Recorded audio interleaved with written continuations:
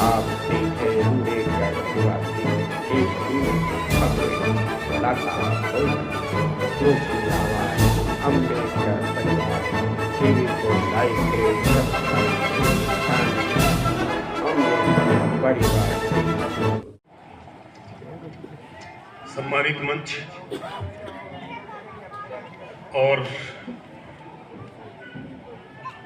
भारतीय निर्माण संघ के राष्ट्रीय अध्यक्ष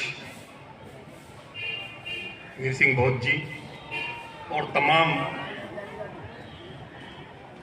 टीम अखिल भारतीय निर्माण संघ, माताएं, बहनें और भाइयों, बच्चों और आज विशेष तौर से जो संतों का, जो महात्माओं का जो वो रखा था, उन संतों को भी मैं नमन करता हूँ। बाबा साहब के चरणों में और तमाम महापुरुषों के चरणों में नमन करते हुए मैं अपनी बात रखना चाहूँगा। साथियों, सर्वप्रथम तो मैं आप सभी को आज संविधान लागू होने का दिन है, 26 जनवरी की आपको शुभकामनाएं देता हूं। और आज की जो टीम है इस आयोजन को करने वाली, उसको भी जो है अपनी हार्दिक शुभकामनाएं देता हूं कि वो इतना अच्छा आयोजन इन्होंने, आप लोगों ने किया। हमारे बीच में मुख्य वक्ता के रूप में माननीय पृथ्वी सिंह जी हैं, उनका भी मैं हार्दिक अभिनंदन करता हूं। और हमारे परमजीत सिंह जी हैं, उनका भी हार्दिक अभिनंदन करता हूं। तमाम साथियों को जय भीम। साथियों, जब आज 26 जनवरी 1950 को संविधान वैसे तो लागू हो गया था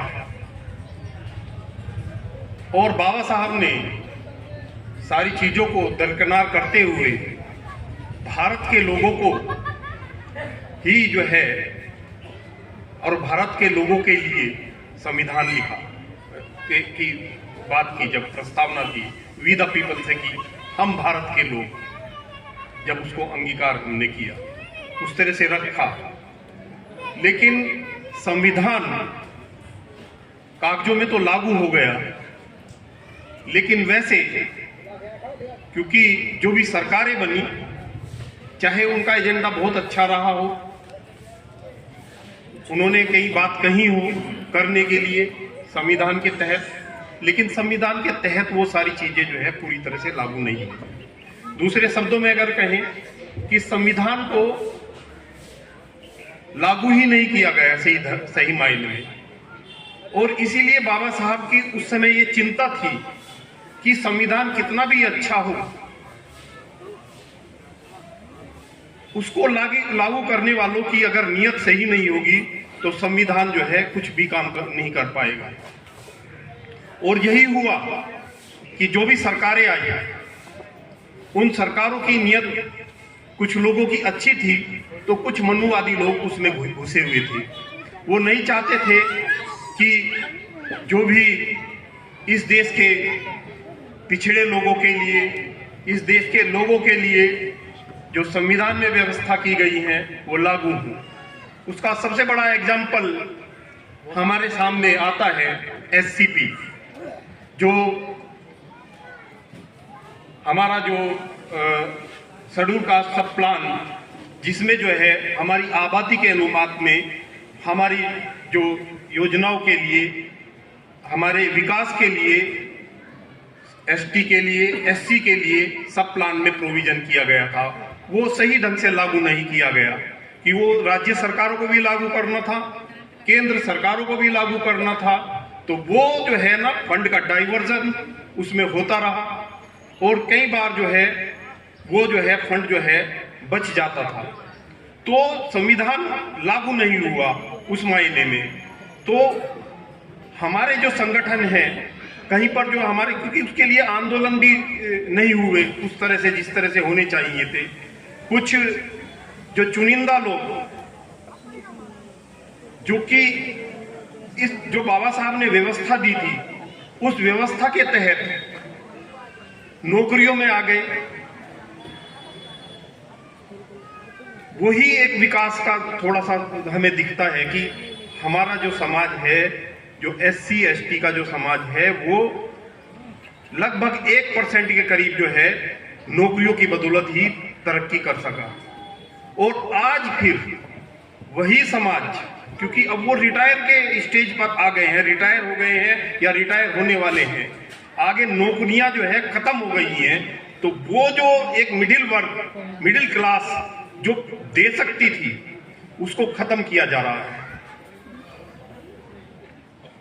तो हमें जो है इस पर भी जो है ध्यान देने की जरूरत है कि ये भी संविधान को खत्म करने की एक दिशा में एक कदम है कि जो लोग लड़ाई लड़ सकते थे उन लोगों को जो है, क्योंकि उन्होंने देख लिया कि वो लड़ाई लड़ी, एक आंदोलन खड़ा हुआ और उस आंदोलन को जो है ना उन्होंने नेस्ता नाबूद कर दिया नौकरियां खत्म करके।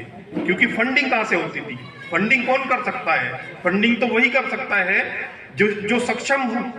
हमारे लोगों को तो जो रोजी रोटी की फिक्र लगी रहती है कि शाम को जाके जो है खाना कैसे बनेगा, तो वो कैसे आंदोलन में आएगा? तो आंदोलन तो उन लोगों ने किया जो लोग आ गए, लेकिन उनकी भी संख्या बड़ी कम रही है। भागीदारी वो भागीदारी इतनी रही कि जो 1% का भी जो है 0.56% के करीब जो है लोग जो है आगे आए और समाज के लिए कार्य किया। तो मेरा जो है यही आपसे अनुरोध रहेगा कि हमें बस्तियों में जो है जाके काम करना है, क्योंकि हम जब अभी रास्ते में आ रहे थे और देखा कि ये सरकार किस तरह से काम कर रही है, किस तरह से जो है जो हमारे जो पर्व है, आजादी का पर्व हो, संविधान को मनाने का पर्व हो, उसको कैसे ये नेस्ता नाबूद कर रहे हैं कि उसी समय राम मंदिर का रखा जब हमारा जो है आजादी वाला दिन था, उसके आसपास उसका इफेक्ट ये हुआ कि जो आजादी का आंदोलन के लिए जो तिरंगा झंडा जो लगता था उसकी जगह वहां पे जो है भगवा जो है जगह जगह पूरे घरों पे लगाने का आह्वान किया गया कि हम जो है ना राम मंदिर जो है लेके आएंगे। तो राम मंदिर का हुआ। आज भी हम जब इस कॉलोनी में से आगे आ रहे थे तो जगह जगह भगवे झंडे लगे हुए थे। तो ये और जो तिरंगा झंडा लगता था जगह जगह वो जो है कहीं दिखाई नहीं देता। तो ये इनकी जो है एक चाल है और ये जो है ना हिंदू राष्ट्र की तरफ जो है बढ़ने की बात कर रहे हैं। उन्हें जो है ना हमें उन्हीं स्थिति में ले जाने की कोशिश कर रहे हैं जहां पे अपना वो वाला पुराने वाला संविधान लागू कर सके। उस संविधान के तहत हम लोगों को हक और आजादी नहीं थी। हमारे लोगों को मानवता का दर्जा नहीं था कि उनको मानव समझा जाए। महिलाओं के तो अधिकार ही नहीं थे कहीं पर भी। तो वो उसी तरफ जो है ले जाने की ये चाल है। और हिंदू राष्ट्र, जब ये कहते हैं कि हिंदू राष्ट्र, तो भाई अगर कोई दूसरे राष्ट्र की बात कर रहा है तो उसमें क्या बुराई है जब आप हिंदू राष्ट्र की बुराई कर रहे हो। आप जब हिंदू राष्ट्र की बात कर रहे हो तो कोई खालिस्तान की भी बात करेगा, कोई किसी और देश की भी बात करेगा, क्योंकि ये इस देश में केवल हिंदू ही तो नहीं रहते हैं और लोग भी रहते हैं। तो ये बात जो है कि हिंदू राष्ट्र की बात करना गैर संवैधानिक है और इस देश के खिलाफ बगावत है।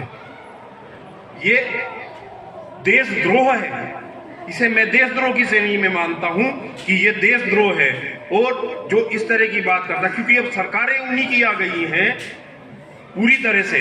पहले तो वो आंशिक रूप से सरकारों में होते थे कहीं ना कहीं, लेकिन आज तो उनके हाथ में सत्ता की बागडोर है। तो ऐसे में हमें जो है जन जागरण का अभियान और तेजी से चलाने की जरूरत है कि ताकि जो है ना जो हमारे जो समाज है, जो समझता नहीं है, जिसको पता नहीं, बेचारा जो रोजी रोटी की में ही लगा हुआ है, उसको भी बताने की जरूरत है कि तुम्हारी ये रोजी रोटी भी जो है एक दिन जो है छिन जाएगी। केवल उनकी ही नहीं छिनेगी, जो आज हमारे लोग अच्छी अच्छी कोठियों में रह रहे हैं नौकरियों की बदौलत, सिर्फ नौकरियों की बदौलत है। और कोई उनका रास्ता नहीं है कि कहीं से वो उद्योगपति बन गए हो या उनकी कई जो है फैक्ट्रियां चल रही हो। वो नौकरियों की बदौलत ही ये सब कुछ हो पाया है। तो केवल उनकी ही नहीं, आपका भी जो है वही हाल होने वाला है। आज बच्चे जो है उनको नौकरियां नहीं मिल रही है, पढ़ लिखने के बावजूद भी, डिग्रियां करने के बावजूद भी। तो वो क्या है, वो किस तरफ ले जा रहे हैं देश को वो गर्त की तरफ ले जा रहे हैं। वो तो जो है अपना एक धार्मिक जो है एजेंडा की तरफ ले जा रहे हैं। आसपास के देशों में अभी अगर हम एग्जाम्पल देखें कि जिन देशों ने भी कट्टरपंथ को बढ़ावा दिया है, उन देशों की हालत एक ना एक दिन खराब हो गई है। तो हमारे लोगों को ये समझाने की जरूरत है, क्योंकि हमारे लोग भी जो है इससे प्रभावित हो जाते हैं। उनको पता ही नहीं कि हम किस दिशा में जा रहे हैं। तो ये आज भी मैं अभी आते हुए वजीरपुर गांव में बैठा था, एक साथी से बात हो रही थी, वो भी इस तरह की बात कर रहे थे कि जो है भगवान की बात कर रहे थे, उनसे ही हमें सब कुछ मिला है। अरे भाई, भगवान से नहीं मिला, ये हमें संविधान की वजह से मिला, बाबा साहब की वजह से मिला, हमारे संत महात्मा संत पुरुष जो हुए हैं उनकी बदौलत मिला है। ये किसी भगवान ने नहीं हमें दिया है। तो ये चीज उनको समझाने की जरूरत है। और वहां पे हमारे एक साथी समझा रहे थे, तो मैं क्योंकि यहाँ आना था तो इसलिए मैंने उनको रोका। मैंने कहा इनकी क्लास हम बाद में लगाएंगे, क्योंकि जो है ना मर्ज जो है ना कई तरह से ठीक होता है। कोई मर्ज जो दवा से ठीक हो जाता है, किसी मर्ज का जो है स्पेशलाइज डॉक्टर हैं हमारे जैसे बैठे हैं वीर सिंह बहुत जी, इनको बुलाने की जरूरत पड़ती है, क्योंकि वो ऑपरेशन की जरूरत भी होती है ऐसे मरीजों के लिए। तो हमें इस मर्ज का इलाज करना है। और मर्ज जो है ना अलग अलग तरह के जो है डॉक्टरों से करवाना पड़ता है। कहीं पे कोई किसी तरह की बीमारी है, ये काफी डीप रूटेड है समाज में, तो इसका इलाज तो हमें मिलजुल के करना है। और हम लोगों को ही करना, जो लोग यहाँ पे बैठे हैं, क्योंकि इनको समझ है। और वो समझ जो है उन लोगों के बीच में लेके जानी है जो आज भी उसी में लगे हुए हैं, अंधविश्वासों में डूबे हुए हैं। तो आज के मौके पर मैं पुनः अपनी जो है बात को वाणी को विराम देने से पहले सभी आयोजकों का धन्यवाद करना चाहूँगा कि आपने इतना सुंदर आयोजन किया और हम सभी को यहाँ पर बुलाया। धन्यवाद। जय भीम।